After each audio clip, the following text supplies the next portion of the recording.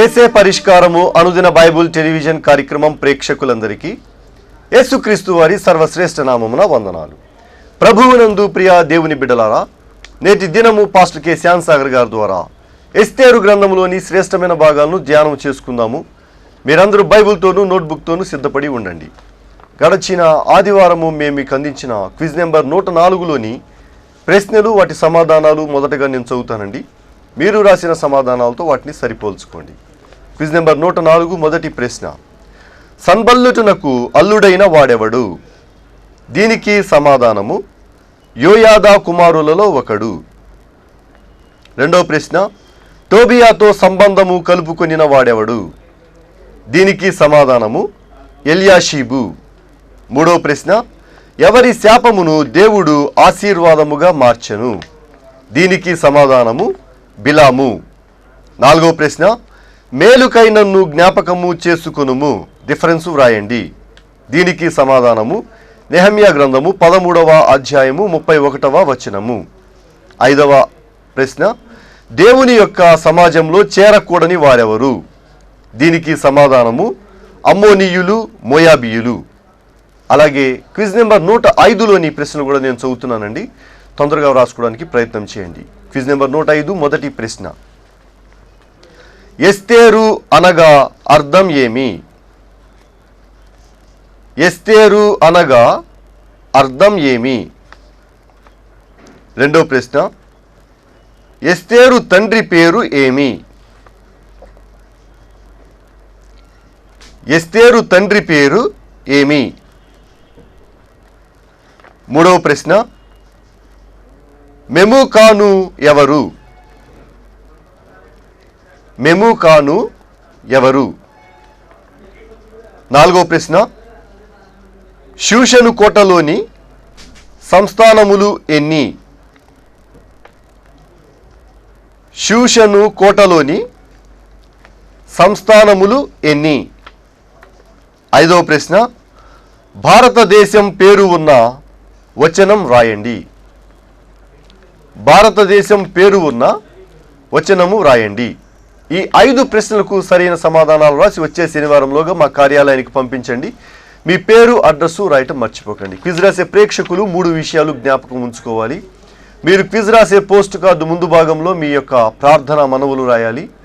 వెనక భాగంలో ఖాళీ ప్రదేశంలో పైన క్విజ్ నెంబరు, క్రింద ప్రశ్నల సమాధానాలు మాత్రమే రాయాలి. అలాగే అడ్రస్ విభాగంలో పాస్టర్ కె శ్యామ్ సాగర్ గారు, ఏసే పరిష్కారము, వేదరాజు సినిమా హాల్ వద్ద, పత్తేబాద, ఏలూరు అని రాయటం మర్చిపోకండి. క్విజ్ నెంబర్ 104కు మాకు సమాధానాలు రాసిన వారు గన్ బజార్ నుండి ఎం జీవన జ్యోతి, పత్తేబాద నుండి SG Pushpa Vijayaraju, Y Sarojini, Pammi Hannamma, Pemmaraju Kameswari, K Mary Grace, Chedalavada Pushpaleela John, RRPeta నుండి గుర్జాల నిర్మల, బాబురావు, దార్ల సుకుమారి, జె దానియేలు, రోజామణి, ఆగడాల లంక నుండి జయమంగళ రూతు, వి విజయ, చిగురుపాటి కాలేబు, వెంట్రపాటి ఇందిరాకుమారి, చాటపర్రు నుండి మోదుల విశ్వాసకుమారి, దారం స్వర్ణకుమారి, శాంతినగర్ నుండి జి అనీషా, వి శిఖామణి, పోతునూరు నుండి ఊసల దైవమణి, కొమ్మారెడ్డి అకుల్లా ప్రిస్కిల్లా, శ్రీపరు నుండి బి ప్రిస్కిల్లా, ఘంటసాల దైవప్రసాద్, పొలసాలపల్లి నుండి ఏ తాయారు, జి కల్పన, బి కెంపురత్నం, కామవరపు కోట నుండి పోలుబోయిన లక్ష్మీ నాగేశ్వరరావు, గోపన్నపాలెం నుండి ఓ సత్యజ్యోతి, శ్రీరామ్ నగర్ నుండి పి శమంతకమణి, జేవియర్ నగర్ నుండి టి శాంతారత్నం, శనివారపుపేట నుండి ఎల్ బేబీరాణి, ఎస్ అనిత, న్యాయంపల్లి నుండి బెల్లపు సలోమి ప్రసాద్, రాఘవాచారి వీధి నుండి కోలా శ్యామల, రాచేటి నవనీతం, తడికలపూడి నుండి రాచప్రోలు రాజేష్, రమాదేవి, శ్రీను, శనివారపేట నుండి K Kruparani, K Vijaya Srungaram, L Babyrani, Ithamsetti Likhitha, Rajendra, Hema, Bavisettivari Peta, Bandela Jhansi, Aminapeta, CH Jessie Srinivas, Vennavallivaripeta, M Ramya, Pushpa, Lakshmivarapupeta, Beela Krishnamohan, Tallagudem, P సోషియోశారా, Vidyanagar, Jammulamudi Yobu, Lazaru, Kammavari shop, B Sarithakumari, AR Lines, Y Prema Albert, Lankapeta, Jujjuvarapu Swarnabhushanam, Sanjay Gandhi Colony, CH Mary Rani, Adivarapupeta, K Mohan Rao, Sastrinagar Colony, Saka Sujanamma, Vennavallivaripeta, P M Keziah, Ravikampadu, Kanumala Ratnaprasad, Bhogapuram, K Kumari, Xavier Nagar, Manepalli Esther, Rani, Sriram Nagar, CH Apparao, Arundhati colony, Mandru Jyothi, Tadicherla colony, Gudapati Soujanya, Eethakotavari వీధి, G Chukkamma, Palagudem, R Bharathi, pension line, Vanyakuti Aruna, Jagannathapuram, Pogiri David Raj, Pedapadu, K Naveen Kumar, Lingapalem, CH Rajasri, Pedavegi, Vairekha, Indira colony, Palivela, Annapurna, Lankapeta. మీ అందరికీ ఏసే పరిష్కారము కార్యాలయం నుండి ధన్యవాదాలు తెలియజేసుకుంటూ ఉన్నామండి. మీరందరూ సిద్ధపడి ఉంటే పాస్టర్ కె శ్యామ్ సాగర్ గారు ప్రార్థన చేసి ఈ దినపు వాక్య పరిచర్య చేస్తారు. ప్రభువు నందు ప్రియమైన దేవుని బిడ్డలారా, దయచేసి తలలు వంచండి, ప్రార్థనలో ఏకీభవించండి. క్విజ్ రాసి పంపించిన బిడ్డలందరి కొరకు దయచేసి మీరును ప్రార్థించండి. త్వరలోనే క్విజ్ రాసిన వాళ్ళందరినీ ఒక చోటకి చేర్చి వారితో ఒక కృతజ్ఞతా కూడిక ఏర్పాటు చేసుకోవాలని మేము ఆశిస్తున్నాం. ఎందుకంటే 103 క్విజులు దాటా. తర్వాత ఈ క్విజులు ఇచ్చినటువంటి 100 క్విజుల్లో ఇచ్చిన ప్రశ్నలతో పాటు ఆదికాండం మెగా క్విజ్ మరియు పంచకాండాల మెగా క్విజుల యొక్క ప్రశ్నలు, అంటే ఇంచుమించుగా 750 ప్రశ్నలతో కూడినటువంటి బైబిల్ క్విజ్ బుక్ ఒకటి ప్రింట్ చేయాలని ఆశపడుతున్నాం. ఇంచుమించు ఒక 5,000 రూపాయలు ఈ బుక్కి ఖర్చు అవుతుంది. ఎవరి యొక్క కుటుంబ పక్షముగా ఆయన ఇది ప్రింట్ చేయ ఆశపడితే మమ్మల్ని దర్శించవచ్చునని మేము మనవి చేస్తున్నాం. సో ఈ యొక్క క్విజ్ రాసిన బిడ్డలు ఇంకా కొద్దిమందికి ఇది అలవాటు చేయండి. ఎందుకంటే బైబిల్ చదువుతారు, చదవటం ద్వారా ప్రజలు మేలు పొందుతారు. ఈ మాటలు గుర్తుపెట్టుకోండి. ప్రార్థన చేసుకుందాం. మమ్మలను మిక్కిలిగా ప్రేమించిన మా ప్రియ పరలోకపు తండ్రి, మీ పరిశుద్ధ గణనామమునకు స్తోత్రాలు అర్పిస్తున్నాం. ఈ రాత్రికాల సమయంలో మీరు మాకిచ్చిన ఈ మంచి కార్యక్రమం కొరకు వందనాలు ప్రభు. వేలాది మంది కుటుంబాలతో డైరెక్ట్గా మీ వాక్యం అందించడానికి మీరు చేసిన ఏర్పాటును బట్టి స్తోత్రాలు. క్విజ్ రాశిని పంపించిన బిడ్డలందరి కొరకు ప్రార్థిస్తున్నాం. వారిని దీవించండి, వారిని ఆధ్యాత్మిక జ్ఞానంలో పెంపొందించండి ప్రభు. ఈ రాత్రి కాలం వాక్య ధ్యానములో సహాయం ఇవ్వండి. ప్రభు అయిన యేసయ్య పేరిట అడుగుచున్నాము తండ్రి, ఆమేన్.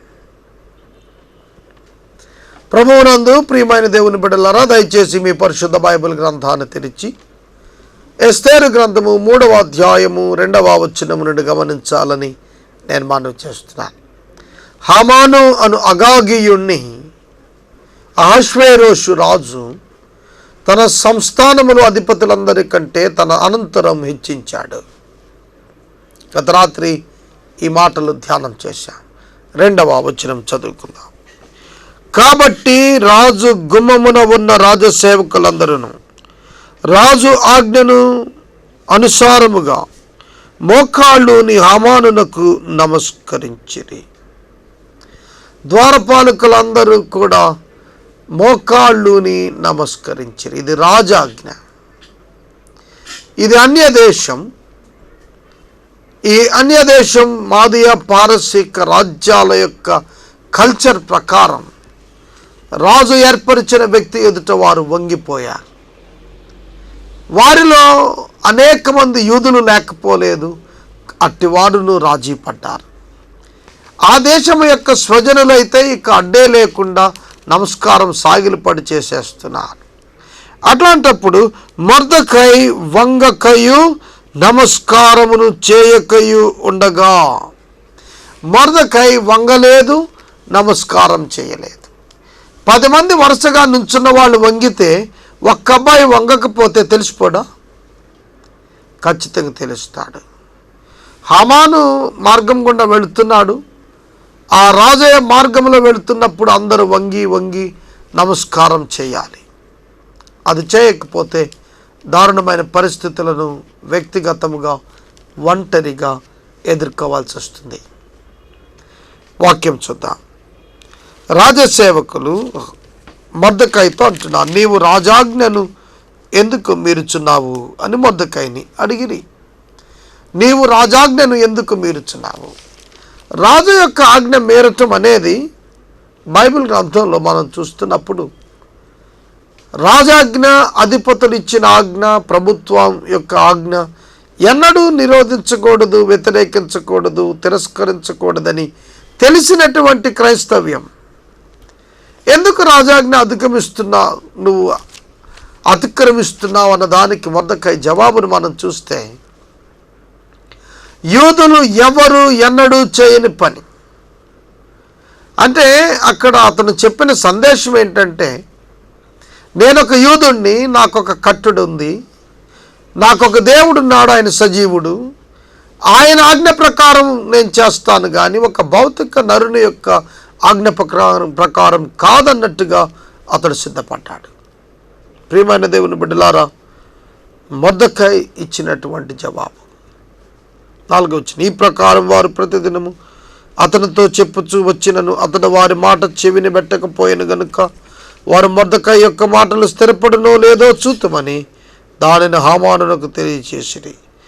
ఎలయనగా అతడు నేను యూదులను గనుక ఆ పని చేయజాలనని వారితో చెప్పి ఉండెను. నేను యూదులను గనుక ఆ పనిని చేయజాలను, నేను చేయలేను. దేవుణ్ణే సేవిస్తా, దేవునికే మొక్కుతాను, ఏ మనిషికి మొక్కను. అది ఆయన కమిట్మెంట్, అది ఆయన యొక్క హృదయంలో ఉన్న ధీమా. దేవునికే మొక్కుతా, ఎవరికి మొక్కను. ప్రియమైన దేవుని బిడ్డలారా, హమాన్ అసలుకే దుష్టుడు. ఈ మాట పుండు మీద కారం రాసినట్టుంటుంది. అందుకనే మొర్దెకై వంగక నమస్కరింపక ఉండుట హామాను చూసినప్పుడు బహుగా కోపించి మొర్దెకై ప్రాణము మాత్రం త్రేయుట స్వల్పమైందనించి మొర్దెకై యొక్క జనులు ఎవరైనది తెలుసుకొని అహష్వేరోషు యొక్క రాజ్యం అందంతటా ఉండి మొర్దెకై స్వజనులకు యూదులందరినీ సంహరించుటకు ఆలోచన చేశాను. ఇక్కడ చాలా ప్రమాదకరమైన పరిస్థితి ఏర్పడిపోయింది. నమస్కారం పెట్టంది ఒక్కడు, కానీ వాడు ఈ జాతంతటిని తీసేయాలి, రాజ్యంలో నుంచి ఏరేయాలి అని అతడు అనుకున్నాడు. ఎంత చెడ్డవాడు! ఒక వ్యక్తి తనకు వ్యతిరేకంగా చేశాడని ఆ జాతిని కుటుంబాన్ని చంపేయాలనుకుంటే అది రాక్షసత్వం గాక ఏమవుతుందండి? అట్లాంటి నీతిహీనుడు, నీచుడైన వాడు హామాను. మొర్దెకై యొక్క ప్రాణము తీయట స్వల్పమైన కార్యమట ఆయనకు. కాబట్టి అతని జాతంతటిని చంపేస్తే ఇక ఎవరు కూడా ఈ జాతిలో ఇట్లాంటి వాళ్ళు, జాతే వెళ్ళిపోతే ఇంకేముంది. కాబట్టి అతను అనుకుంది ఏంటంటే, ఈ జాతిలో ఉన్న వాళ్ళందరూ కూడా నాకు నమస్కారం పెట్టరు. ఇట్ ఈస్ డిసైడెడ్ వన్, ఇది ఖచ్చితంగా నిర్ణయమైందే. ఎందుకంటే యూదులు నమస్కారం చేయరు, దేవునికే మొక్కుతారు తప్ప మనుషులకు మొక్కరు. కాబట్టి దేవుణ్ణి ఆరాధిస్తాం, మిమ్మల్ని ఆరాధించు అంటే ఆ దినాల్లో బబులోను కాన్సెప్ట్లో ఒక విధంగా ఇది దేవత యొక్క ప్రతిరూపంగా రాజులను గొప్పవారిని భావించేటువంటి కాలం అది. అందుకనే it's nothing but Idol worship అనే భావానికి వచ్చేసాడు మొర్దెకై. కనుక మనుషులను గౌరవించటం వేరు, మనుషులకు మ్రొక్కటం వేరు. మనిషి ఆరాధన పొందదగిన వాడు కాడు. ఏ మానవుడు కూడా ఆరాధనకు అర్హుడు కాదు. యేసుక్రీస్తు ప్రభువు మాత్రమే ఆరాధనకు అర్హుడు. ప్రియమైన దేవుని బిడ్డలారా, అతడు జాతంతటిని నాశనం చేయడానికి ప్రణాళిక వేశాడు. మొర్దెకై ప్రాణం తీయాలనుకున్నాడు. రాజైన అహష్వేరోషు యొక్క 7వ యందు 12వ సంవత్సరమున నీసాను మాసమునగా ప్రథమ మాసమున వారు హామాను ఎదుట పూరు అను చీటిని దినదినమునకు నెలకు ఆధారం 12 నెలల వరకు వేయిచ్చు వచ్చిరి. పూరు అంటే చీటి. ఆ చీటీలో వాళ్ళు వేస్తూ వచ్చారు. అంతటా హామాను అహష్వేరోషుతో చెప్పినదేమనగా, మీ రాజ్య సంస్థానములన్నింటిలో ఉండే జనులందరిలో ఒక జాతి వారు చెదిరి ఉన్నారు. వారి విధులు సకల జనుల విధులకు వేరుగా ఉన్నవి. ఈ మాట అండర్లైన్ చేయండి అమ్మ దయచేసి. వారి విధులు సకల జనుల విధులకు వేరుగా ఉన్నవి. Because they are chosen people, because they are separated ones. వారు ప్రత్యేకించబడిన వారు, ఏర్పరచబడిన జనాంగం. వారి పనులు వేరు, వారి ఆలోచనలు వేరు, వారి బుద్ధి వేరు, వారి క్రమశిక్షణ వేరు, వారి దేవుని స్తుతించి ఆరాధించే విధానము వేరు. వారు ప్రత్యేకించబడినటువంటి వారు. హామాను చెప్పిన మాట క్రైస్తవులమైన మనలను గురించి ఈరోజు ఎవరైనా చెప్తున్నారా? వారి అలవాట్లు వేరండి, వాళ్ళు అందరిలాంటి వాళ్ళు కాదు అని ఎవరైనా చెప్తున్నారా? అలా చెప్పకపోతే నీ జీవితం వల్ల ప్రయోజనం ఏమిటి? యేసే పరిష్కారం మినిస్ట్రీని ఒక మోడల్ మినిస్ట్రీగా బిల్డ్ చేయటానికి మేము ప్రయత్నం చేస్తున్నాం. ఇదిగో ఈ పరిచర్యలో ఈ ప్రత్యేకత ఉంది అని సమాజం గుర్తెరిగేటట్టుగా మనం కృషి చేస్తున్నాం. అలాగే మీ జీవితాల్లో కూడా దేవుని యొక్క బిడ్డలైనటువంటి మీరు లోకములో భిన్నమైన వారుగా కనిపిస్తున్నారా? చాలామంది భిన్నమైన వారుగా కనిపించండి అన్నందుకు పైనుంచి కిందకు ఒక వస్త్రం వేసుకొని, జుట్టు పెంచుకొని, గడ్డం పెంచుకొని, మెడలో స్లేవ్ వేసుకొని, మాంసం మానేసో ఏదో ప్రయత్నం బైబిల్ ఇట్ట పట్టుకొని, కొందరు చెయ్యి అయితే యేసు ప్రభు ఈ పిక్చర్స్లో పెట్టినట్టుగా పెట్టి నటిస్తూ ఎంతకాలం ఈ మోసం. అది కాదు ప్రత్యేకత అంటే. ఏ భౌతికపరమైనది కాదు ప్రత్యేకత అంటే, ఆధ్యాత్మిక పరమైనటువంటి ప్రత్యేకత కావాలి. పాపులను ప్రేమించాలి, కానీ పాపులతో కలిసి పాపములో కూరుకుపోకూడదు. లోకం వేరు, దేవుని యొక్క బిడ్డలు వేరుగా ఉండాలి. లోకమాలిన్యం, ఇహలోక మాలిన్యం తన శరీరం అనే ఘటమునకు అంటకుండా కాపాడుకొనటం అతి ప్రాముఖ్యం. ప్రియమైన దేవుని బిడ్డలారా, అహష్వేరోషు రాజు ఆ యొక్క జాతి వారందరూ సకల విధులకు వ్యతిరేకమైన విధులు చేస్తున్నారని ఆ రాజ్యంలో తెలపబడింది. విగ్రహారాధన క్రైస్తవులు చేయరు. బలి ఇచ్చి చంపిన దాన్ని, గొంతు పిసికి చంపిన దాన్ని క్రైస్తవులు తినరు. విగ్రహార్పితాన్ని క్రైస్తవులు భుజించరు. వారు వీటిని చేయటం ద్వారా ఒక ప్రత్యేకమైన ఐడెంటిటీని నేటి సమాజంలో కలిగి ఉంటున్నారు. క్రీస్తు యొక్క బిడ్డలుగా వారి యొక్క ఉద్దేశాలను బయటపెట్టడమే ప్రాముఖ్యం తప్ప ఇవి తినకపోవటంలో వారి యొక్క ఉద్దేశాలు భౌతికపరమైనదిగా ఉండకూడదనేది నా ప్రత్యేకమైన మనవి. నీవు చేస్తున్న ప్రతిదానికి కూడా మీనింగ్ ఉండాలి. ఆ పని వెనకాల నీ యొక్క ఉద్దేశం ప్రస్ఫుటంగా అర్థం చేసుకునేదై ఉండాలి. 8వ వచనంలో 2వ భాగం, వారు రాజు యొక్క ఆజ్ఞలు గైకొన్న వారు కారు కాబట్టి వారిని ఉండనిచ్చుట రాజునకు ప్రయోజనకరము కాదు. వారు రాజునకు ప్రయోజకులు కారు కాబట్టి వారిని ఉండనివ్వటం మంచిది కాదు. ఎందుకంటే ఆజ్ఞలు గైకొనరు, రాజాజ్ఞలనుగా వారు గైకొనరు కాబట్టి వారిని చంపేద్దాం, తీసేద్దాం, వారు లేకుండా చేద్దాం. ఒక జాతిని రక్షించటానికి, మనుషులను కాపాడటానికి ప్రయత్నించాలి తప్ప మిషచేతో కక్ష చేతో ఒక జాతిని తీసేయాలని ప్రయత్నం చేయటం ఎంత అమానుషం, ఎంత అవివేకం. ప్రియమైన దేవుని బిడ్డలారా, ఈ విధంగానే కదండి విపరీతమైన రక్తపాతం, నరమేధం జరుగుతోంది దేశంలో. ఎక్కడ నరుని యొక్క రక్తం చిందించబడుతుందో అక్కడ భూమి, ఆ పరిస్థితులు శపించబడుతున్నాయి కాదా? ప్రియమైన దేవుని బిడ్డలారా, ఉదయం పేపర్ తీస్తే మొదలు రాత్రి నిద్రపోయే న్యూస్ బులెటిన్ వరకు టీవీలో వాచ్ చేస్తుంటే ఎంత రక్తపాతం, అన్యాయముగా రక్తపాతం జరుగుతోంది. ఎంతమంది అమాయకులు బలవుతున్నారు. పరిస్థితులు ఎట్టెళ్తున్నాయి ఒక్కసారి ఆలోచన చేసుకోవాలి. సమర్థించుకుంటున్నామే కానీ పరీక్షించుకొని జీవితాలు సరిచేసుకునే స్థాయికి వెళుతున్నామా లేదా మనలను మనమే పరీక్ష చేసుకోవాలి. ఇక్కడ లేఖన భాగములో వారు ప్రత్యేకమైన వారు, ఆజ్ఞలు గైకొన్న వారు, మిగిలిన వారి వంటి వారు కారు, ప్రయోజనకరమైనటువంటి వారు. అటువంటి వారు అయినప్పటికీ వారిని తొలగించేసి ఆ స్థానం వారు ఖాళీ చేసేసి వారు చంపబడేటట్టుగా, అది ఒకే రోజు వీళ్ళందరినీ చంపేద్దామన్నట్టుగా ఆ కౌన్సిల్ అతను తీర్మానం ప్రవేశపెట్టాడు. 9వ వచనం, రాజునకు సమ్మతి అయితే వారు హతము చేయబడినట్లు నేను ఆ పని చేయుటకు 20,000 మణుగుల వెండిని రాజు యొక్క ఖజానాలో ఉంచుటకు తూచి అప్పగించినట్లును చట్టము పుట్టించుము అనగా. చట్టము పుట్టించుట దేని కొరకు? To save the people and to serve the people. ప్రజలకు రక్షించటానికి, ప్రజలను కాపాడుకుని సర్వీస్ చేయటానికి కావాలి తప్ప నష్టం చేయటానికి కాదు కదా. దేవుని యొక్క వాక్యంలో మనం చూస్తున్నప్పుడు ఈ మాటలు మీరు ఒక్కసారి చదివి ఆలోచన చేయండి. రాజునకు సమ్మతి అయితే వారు హతము చేయబడినట్లు ఆ పనిలో నుంచి ఖాతా కొరకు 20,000 మణుగుల వెండి ఖజానాలో ఉంచుట చట్టము పుట్టించుమనగా.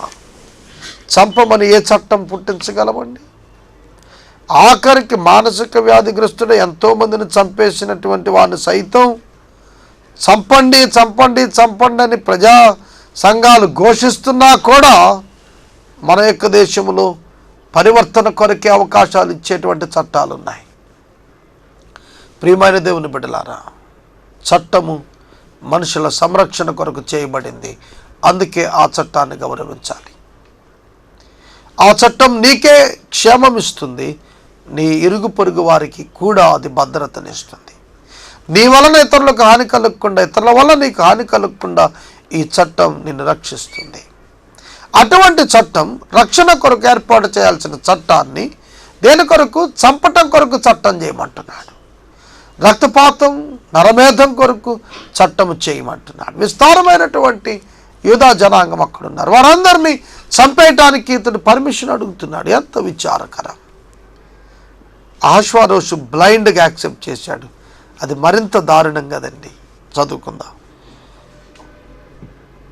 రాజు తన చేతి ఉంగరము తీసి దానిని హమెదాత కుమారుడు అగాగీడన హమానునకిచ్చి, ఆ వెండి నీకు ఇయ్యబడి ఉన్నది, నీ దృష్టికి ఏదనుకూలమో అది ఆ జనులకు చేయనట్లు వారును నీకు అప్పగించబడి ఉన్నారని రాజు సెలవిచ్చెను. ఈ హామాను యూదులకు శత్రువు. ఈ మాట అండర్లైన్ చేయండి. హామాను యూదులకు శత్రువు. అయితే ఏమిటి విషయం? హామాను నాశనమయ్యాడా? యూదులు నాశనమయ్యారా? హామానే నాశనమైపోయాడు. దేవుని బిడ్డలకు శత్రువులుగా మారిన వారే నాశనం అయిపోతారు తప్ప దేవుని బిడ్డలు నాశనం కారు. ఇది నా సొంత మాట కాదు, బైబిల్లో చరిత్ర. కనుక హామాను యూదులకు శత్రువు. జాతిని తీసేయాలనుకున్నాడు. ప్రపంచ చరిత్రలో మనం గమనిస్తే ఏకైక జాతి యూదా జాతి ఈ రోజుకి చరిత్ర ఉనికిలో కలిగి ఉంది. A group of people, a caste religious people మీరు తీసుకొని క్లాసిఫికేషన్ చేసి చూడండి, ఇంత ఏన్షియంట్ ట్రైబ్ ఎక్కడా దొరకదు. ప్రియ దేవుని బిడ్డలారా, కారణం దేవుడు. ఒక ప్రపంచ భక్తుడు మాట్లాడుతున్నాడు. దేవుని యొక్క ఉద్దేశాలు, దేవుడు ఉన్నాడని తెలుసుకోవటానికి ఒక చిన్ని ఆధారం ఏమిటంటే ఇశ్రాయేలీయులు. వారిని దేవుడు కాపాడుతున్న విధానం, దేవుడు ఉన్నాడు అంటానికి ఒక గొప్ప ఆధారంగా ఆ యొక్క దైవసేవకుడు వర్ణించాడు. నిజమే, దేవుని ప్రజలకు శత్రువులైన వారి జీవితాల్లో నాశనము, తెగులు, దౌర్భాగ్యత తెచ్చుకుంటున్నారు. చరిత్రలో చాలామంది ఇట్లాంటి వాళ్ళు వెళ్ళిపోయారు. ఈ రాత్రికాలం నువ్వు దైవజనుడిని ద్వేషిస్తున్నావా? చంపాలని ప్రయత్నిస్తున్నావా? కొట్టదామని ప్రయత్నం చేస్తున్నావా? శిక్షించాలని అనుకుంటున్నావా? జాగ్రత్త. దేవుని ప్రజలకు నష్టం చేసేవాడు యెహోవా దేవుని కనుగుడ్డి ముట్టినట్టే, నిన్ను ముట్టినవాడు నా కనుగుడ్డి ముట్టినట్టే అన్నాడు ప్రభు. దేవుడు ఎంతో ప్రేమ గలవాడు, అదే సమయంలో ఆయన న్యాయవంతుడు, అదే సమయంలో ఆయన రోషము కలిగినవాడు. తన బిడ్డలను సంరక్షించుకోవటం ఎట్టిదో ఆయనకు తెలుసు. అదే జరిగిందండి ఈ అధ్యాయం అంతటిలో. ఈ యొక్క ప్రత్యేకమైన గ్రంథమంతటిలో, ఎస్తేరు గ్రంథమంతటిలో యూదులను దేవుడు ఎట్లా ఎఫెక్టివ్గా రక్షించుకోగలిగాడు, ఆయన యొక్క అద్భుతమైన ప్రణాళికలో ఉన్నటువంటి ఔన్నత్యాలు ఏంటో మనం ఈ యొక్క గ్రంథాల్లో మనం చూడగలుగుతూ వస్తాం. మొదటి నెల 13వ దినమందు రాజు యొక్క వ్రాతగాండ్రు పిలువబడిరి. హామాను ఆజ్ఞాపించిన ప్రకారం అంతయు ఆ సంస్థానముల మీద ఉంచబడిన రాజు యొక్క అధిపతులను, అధికారులను, ఆయా సంస్థానములోని జనముల మీద ఉంచబడిన అధికారులను, అధిపతులను వారి లిపిని బట్టి, ఆయా జనముల భాషను బట్టి రాజు అయిన అహష్వేరోషు పేరిట రాతగాండ్ర చేత తాకిదులు రాయించబడి రాజవంగరము చేత ముద్రించబడెను. తాకీదులు వచ్చేశాయి. అంచగాండ్రు బయలుదేరాలి. ఒక్క మొర్దెకైని బట్టి జాతంతటిని చంపటానికి ప్రయత్నాలు ప్రారంభమయ్యాయి. రాజు ఒప్పుకున్నాడు, తన ఉంగరం ఇచ్చేశాడు. ఆమోద ముద్ర అది. ఆ ఉంగరమును స్టాంప్ వేస్తారు, ఆమోద ముద్ర. ప్రియమైన దేవుని బిడ్డలారా, ఆ ఆమోద ముద్ర పడితే అది అమలైపోతుంది. చూడండి, మనం కొన్నిసార్లు కొన్ని పత్రాలు కోసమని చెప్పి, కొన్ని సర్టిఫికెట్స్ కోసమని అధికారుల దగ్గరికి వెళ్తాం. అధికారి కేవలం సంతకం పెట్టి వదిలేస్తే దానికి వ్యాలిడిటీ లేదు. ఆ క్రింద ఆ డిజిగ్నేషన్ను తెలియచేస్తూ ఉండే స్టాంప్ వేయబడాలి. అలాగే ఇక్కడ కూడా మనం చూస్తున్నట్లయితే ఈ వ్రాతగాండ్రందరితోనూ ఇది రాయించి ఉంగరం ఇచ్చి ముద్రింపజేశాడు. అంటే రాజు అంగీకరింప చేసినట్లుగా లేఖనంలో మనం చూస్తాం. ఇక యూదులు నాశనం కావటానికి తేదీ నిర్ణయం చేశారు. దాని కొరకు అంచెగాండ్రు వేగంగా వారి యొక్క గుర్రాలను తీసుకొని 127 సంస్థానాలలో అమలు చేయటం కొరకు ఇస్తున్నట్లుగా మనం చూస్తాం. 13వ వచనం, ఆదారు అను 12వ నెల 13వ దినమందు యవనులేమి, వృద్ధులేమి, శిశువులేమి, స్త్రీలేమి, యూదులందరినీ ఒక్క దినమందే బొత్తిగా నిర్మూలన చేసి వారు కొలసము పుచ్చుకొనమని తాకీదు లంచవారి చేత రాజ్య సంస్థానములన్నిటికీ పంపించబడిన. రాజ్య సంస్థానాలు 127. 127 సంస్థానాలకి ఏమిటి వెళ్ళింది ఇన్స్ట్రక్షను? వృద్ధులను చంపండి, యవనులను చంపండి, పసిబిడ్డలను చంపేయండి, ఆడవాళ్ళని చంపేసేయండి. ఎంత విచారకరం! ఆడవాళ్ళను, చంటి పిల్లలను చంపమని వ్రాయటం మనం చూస్తున్నప్పుడు అంచెల వారు తీసుకుని వెళ్తున్నది ఎంత ప్రమాదకరమైందంటారు. ప్రియమైన దేవుని బిడ్డలు, అటువంటి ప్రమాదంలోనికి యూదా జనాంగం వచ్చారు. మొర్దెకై నమస్కరించలేదు. ఆ ఒక్క కారణం బట్టి హామాను చాలా తీవ్రమైన కోపంతో జాతంతటిని నాశనం చేసేయటానికి ప్రణాళిక చేసుకుని వాడు ఇట్లాంటి కార్యం చేశాడు. ఇక యూదులకు మనుగడ లేదు, యూదుల చరిత్ర ముగిసిపోతుంది, యూదులకు భవిష్యత్తు ఉండదు అని అనుకున్నటువంటి వారు పొరపాటు పడ్డారు. ఆ దినాలలో దేవుడు వారి పక్షంగా వచ్చి నిలబడ్డాడు. దేవుడు వారి పక్షంగా కార్యం చేశాడు. దేవుడు అద్భుతమైన శక్తి చేత అక్కడ తన కార్యాలను నడిపించినాడు. మరి ఒక దినమునందు వారు సిద్ధపడవడం ఒక ఆజ్ఞకు ప్రతి ప్రబలినందున ప్రతి సంస్థలు సమస్త జనులను ఇయ్యబట్టుకు పంపారు. అంచెవారు రాజాజ్ఞ చేత త్వరపెట్టబడి బయలు వెళ్ళని. ఆ ఆజ్ఞ సూషణ కోటలో ఇయ్యబడిన. రాజు దాని విని సూషణ కోట కలతపడిన. అంతటా రాజును హామానును విందుకు కూర్చొని. ఈ ఒక్క వచనంలో ఆఖరి మాట మనం గట్టిగా జ్ఞాపకం చేసుకుందాం. ఆ పట్టణమంతా, సూషణ కోట పట్టణమంతా కలవరపడుతుంటే రాజు హామాను తాగటానికి కూర్చున్నారు, విందుకు కూర్చున్నారు. తాగుడు, తిండి ఈ రెండు ఆ విందులో ఉంటాయి. ఒక పక్కన ప్రజలు కలతపడుతుంటే మరొక పక్కన అధిపతులు విందులు చేసుకుంటుంటే ఆ దేశం ఎట్లా సుభిక్షంగా ఉంటుంది? ఖచ్చితంగా ఉండదు. ప్రియదేవుని బిడ్డలారా, ప్రజలు ఆకలితో కేకలేస్తుంటే, రేట్లు పెరిగిపోయి ప్రజలు అల్లాడిపోతుంటే, విందులు వినోదాల మధ్యన అధిపతులు అధికారులు తన్మయత్వం చెందుతుంటే ఆ ప్రభుత్వాలు ఎట్లా నిలుస్తాయి? ప్రియమైన దేవుని బిడ్డలారా, మనం దేవుని యొక్క వాక్యంలో చూస్తున్నప్పుడు ఒక తండ్రి అయినా, తల్లి అయినా, కుటుంబమైనా ఒక ప్రక్కన బిడ్డలు కలతలో ఉంటే, వారు విందులలో మునిగి తేలుతుంటే ఎక్కడ ఆయులు నిలబడుతుంది? ఆలోచించండి. ఇంటిలో బిడ్డలకు సరైన తిండి పెట్టలేని వాడు తనకొచ్చిన కూలి డబ్బుతో తాగేసి తందనాలు ఆడుతుంటే ఆ ఇల్లు కలవరపడక మానుతుందా?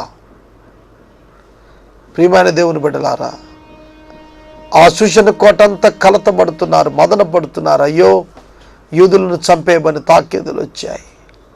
కానీ రాజు హామాను ఇద్దరు విందుకు కూర్చున్నారు. విచారకరమైన సంఘటన. మీరు ప్రజలు కన్నీటితో ఉన్నప్పుడు మీరు విందులు చేసుకుంటారా? అందుకనే దేవుని యొక్క వాక్యములో ఇది సమయమా అనేటువంటి మాట పలుమార్లు దేవుడు అడుగుతూ వచ్చాడు.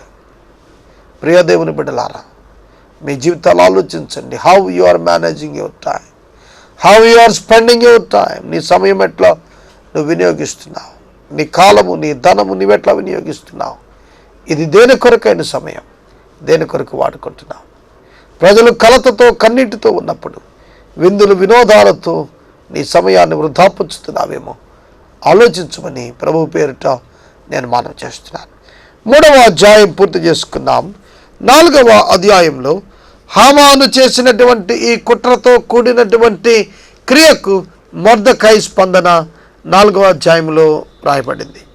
ఈ 4వ అధ్యాయమును రేపటి వాక్య ధ్యానంలో మనము ధ్యానం చేసుకుంటాం. 4వ అధ్యాయం 17 వచనాలు మాత్రమే ఉంది. ఈ 17 వచనాలలో కూడా మొర్దెకై ఎట్లా రెస్పాండ్ అయ్యాడు, దానికి అతడు ఈ 3వ అధ్యాయం చాలా గొప్ప అధ్యాయం. దీన్ని ధ్యానించడానికి 1 రోజు 2 రోజులు కూడా చాలవు. ఎందుకంటే ఇది టర్నింగ్ ఈ బుక్ అంతటిలో. It's a challenge. సువార్త ప్రకటనకు, క్రైస్తవ సమాజానికి 3వ అధ్యాయం 4వ అధ్యాయం చాలా సవాలండి. ఈ సవాలును గురించి రేపటి ధ్యానంలో మనం ధ్యానం చేసుకుందాం. క్విజ్ రాసిన వారికి నా ప్రత్యేకమైనటువంటి వందనములు. ఇంకా ఎక్కువ మంది క్విజ్ రాయడానికి ప్రయత్నించండి. అలాగే ఈ వారపు గ్రామ కూడికలలో, వీధి కూడికలలో పాల్గొనాలని ప్రభు పేట ఆహ్వానిస్తున్నాం. అలాగే వాలంటీర్స్ బృందం మాకు నిత్యం అవసరం ఉంది, సహకరించాలని ప్రభు పేట ఆహ్వానిస్తున్నాం. ఎపిసోడ్ స్పాన్సర్స్ దయచేసి ముందుకు రావాలి. మనము ఇంతవరకు పాస్టర్ కె శ్యామ్ సాగర్ గారి ద్వారా ఎస్తేరు గ్రంథంలోని శ్రేష్టమైన భాగాలను ధ్యానం చేసుకున్నాము. ఈ కార్యక్రమం ద్వారా మీరు పొందుకొనుచున్న ఆత్మీయ మేలులు మాకు తెలియచేయండి. మీ ప్రార్థన అవసరతలు మాకు తెలియచేస్తే సోమవారం నుండి శనివారం వరకు మా కార్యాలయంలో ఏర్పాటు చేసిన 6 గంటల ప్రార్థనా శిబిరంలో మీ కొరకు ప్రత్యేకంగా ప్రార్థిస్తాము. మీ కుటుంబ పక్షముగా ఒకే ఎపిసోడ్ ప్రసారం చేయాలనుకునేవారు మాకు తెలియచేయండి. అలాగే ఈ కార్యక్రమానికి ప్రతి నెల 100 రూపాయలు కానీ, 50 రూపాయలు కానీ, 25 రూపాయలు కానీ ఆర్థిక సహకారం అందించాలి అని ఆశించిన వారు మమ్మల్ని సంప్రదిస్తే మా సిబ్బంది మీ గృహాలను దర్శిస్తారు. క్విజ్ నెంబర్ 105లోని ప్రశ్న మరోసారి చదువుతున్నానండి, తొందరగా రాసుకోవడానికి ప్రయత్నం చేయండి. క్విజ్ నెంబర్ 105 మొదటి ప్రశ్న, ఎస్తేరు అనగా అర్థం ఏమి? ఎస్తేరు అనగా అర్థం ఏమి? రెండవ ప్రశ్న, ఎస్తేరు తండ్రి పేరు ఏమి? ఎస్తేరు తండ్రి పేరు ఏమి? మూడవ ప్రశ్న, మెముకాను ఎవరు?